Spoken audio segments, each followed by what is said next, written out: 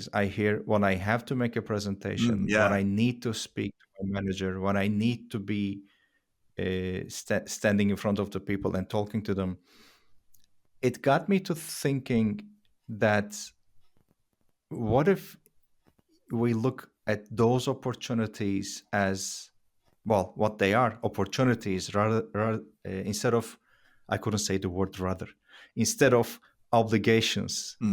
What if we change the mindset to look at those things? And yeah, it got me to thinking that about presentations too, because I think it's very easy to look at an upcoming presentation as an obligation, Hmm. especially if it is handed down to you, let's say by your manager, by your boss, or whatever. But at the same time, it can be a huge opportunity to, well, shine in the company, be on the radar of the management or the board of directors, etc. So yeah, that's what got to my mind, to see things as opportunities rather than obligations. That's a good point because, when I think back on the trainings that we've done before, when I think back on, I mean, we've got years of trainings under our belt. And when I think back on those, so many times, if I had $1 for every time somebody said, "Oh, I've got to do a presentation, I've got to do a presentation.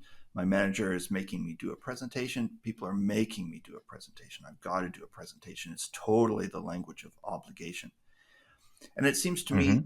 that that way of approaching a presentation would also infect your audience too, because if you go into a presentation, think of it in terms of an obligation. Even if you're trying not to act like it, even if you're trying to get your audience excited about the subject, your audience is still going to pick up on the fact that you're treating this presentation as an obligation, and they're going to treat sitting there Yeah, that's a listening good to you point. as an obligation.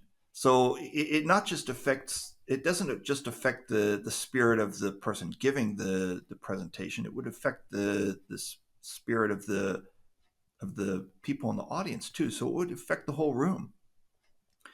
Tell me more about this. About, by the way, Chris Do. For those of you who don't know, it's pretty much everybody's going to know the name Chris Do. He's an internet famous personality, but I think the spelling of Hmm. his last name is Do, right? Is that correct? Yeah, yeah. And the company, or it's a podcast, right? It's called thefuture.com, future without an E. So Without any, yeah, yeah. FUTURE.com, thefuture.com. Is that I correct? don't know about the podcast. I'm subscribed to his YouTube channel, or the Futures video channel, Yeah. YouTube channel. So that's how I follow him. So yeah, if you're a listener and you are not already following Chris Do, just go to Google the future without an E, the future without an E, and you're going to end up in the right place. It'll probably be, Yeah, result number yeah. one. So anyway, tell me more. What was he talking about? Well, he was basically talking. He was talking about the sales process, and I think the other person was talking about, well, eventually I will need to talk about pricing, and I have to talk about this, I have to talk about that. And he pointed out that the way he chose his words, the other speaker, the way he chose his words Mm-hmm. gave a lot of information about how he approached the whole topic. And of course, I think this is applicable to many other things in life, not only the sales process, Mm-hmm. in which I can understand that talking about the price can be, and not so, it can be a process. It can be a process during the entire conversation where you may not be looking forward to it, Mm-hmm. but of course it's necessary. And he was talking about looking at it from a different perspective, as getting to talk about pricing, getting to work with this client instead of having to work, or having the obligation, Mm-hmm. which got me immediately thinking about, well, it's maybe as applicable, if not more, in the professional presentation environment. Mm-hmm. Because I mean, I'm sure you have heard this many times as well. uh, the people we work with, they have to stand in front of the company board, for example, in an annual meeting, and they are nervous, they are excited, and not always in a good way. and they may actually be looking for ways to get out of it, Mm-hmm. to not be in that situation, not be in that room talking to the top managers of the company. Mm-hmm. And I think that's perfectly understandable. I mean, in future episodes, we may talk about fears that may come into play, Mm-hmm. hesitations, or even the idea of being afraid of making a mistake or looking stupid or anything like that. We can talk about all these things, but at the same time, this this encounter that people may want to avoid, speaking in front of the top managers of their company, Mm-hmm. can be seen as a great opportunity to put yourself on these people's radars. Yeah. So, in a sense, instead of thinking that or feeling that you have this obligation to speak to these people, you actually get to speak to these people. I mean, these people are probably people with very busy agendas, and it would be for you and me, probably it would be practically impossible to put ourselves to the top management of maybe the companies that we work with. But the people we work with in these companies, they can actually get to put themselves in front of those people and make a positive impact, a positive contribution to their own position or the work that they do. So yes, I think it could create a huge difference between having to do something or thinking like feeling like you have to do this presentation, and switching that with, hey, I get to do this presentation, so it's an opportunity. One thing that you mentioned the sales conversation or the pricing conversation, Hmm. and being a freelance presentation trainer, I have many of those, and I've always approached the pricing conversation with an element of fear and nervousness. And I Hmm. just noticed that I would totally use the vocabulary of I've got to have the pricing conversation now.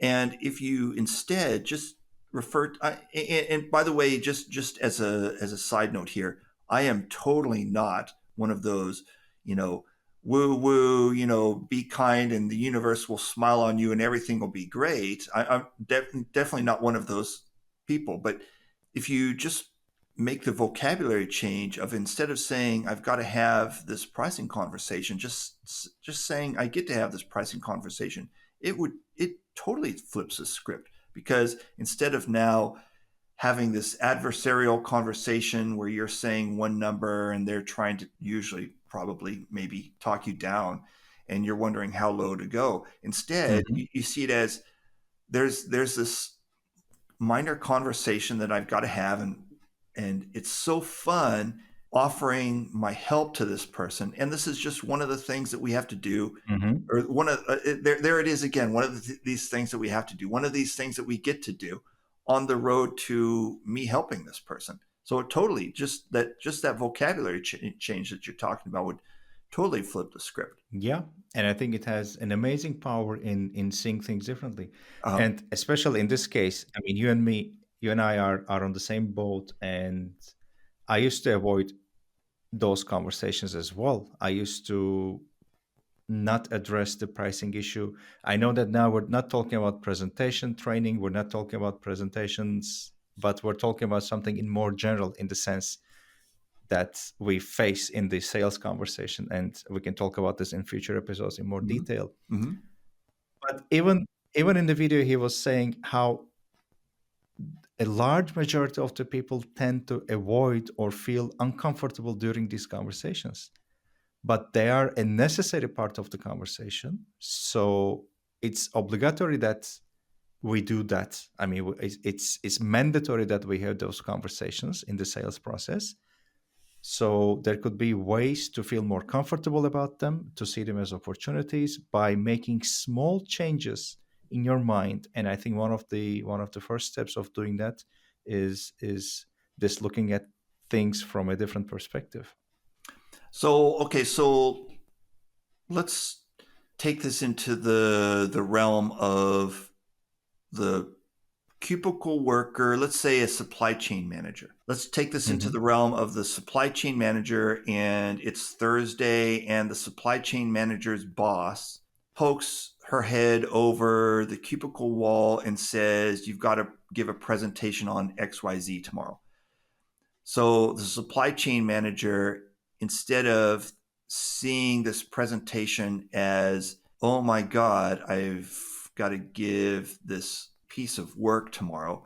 So the supply chain manager, how could the supply chain manager see it? I guess the supply chain manager could see it as, I get to tomorrow, I get to describe this beautiful idea, this vision that I have in front of these people. These people are going to be sitting in front of me, and I get to describe my vision for how I want the world to be. And maybe as a supply chain manager, you don't get to spend 100% of your time talking about your vision for the world. Maybe you only get to spend 10% of the time. Mm-hmm. The rest of the time, you're talking about things that you find boring, like, quarterly results, numbers of truck trips made, or forklift miles driven, or something like that. So you're Mm-hmm. talking about stuff that maybe you don't find that interesting, but at least 10% of your presentation is the way you want to see the world. And just by describing your or seeing your presentation as an opportunity, suddenly it shifts your focus onto that 10% that you love and want to Mm-hmm. do. Is that how our supply chain manager could use this? I think so, but with the full disclosure that I'm not looking at the world through rose-colored glasses, Mm-hmm. and I'm not saying that we should just see every single business chore as an opportunity to enjoy life, or create a positive impact on people. No, I'm not on that boat. Okay. But when I think about your question right now, Mm-hmm. I also get the sensation. I also get the idea, not the sensation, the idea of, well, if my boss is asking me to present, Mm-hmm. well, I think that's a good thing. I think that's a good thing. At least she trusts my opinion. She trusts my work.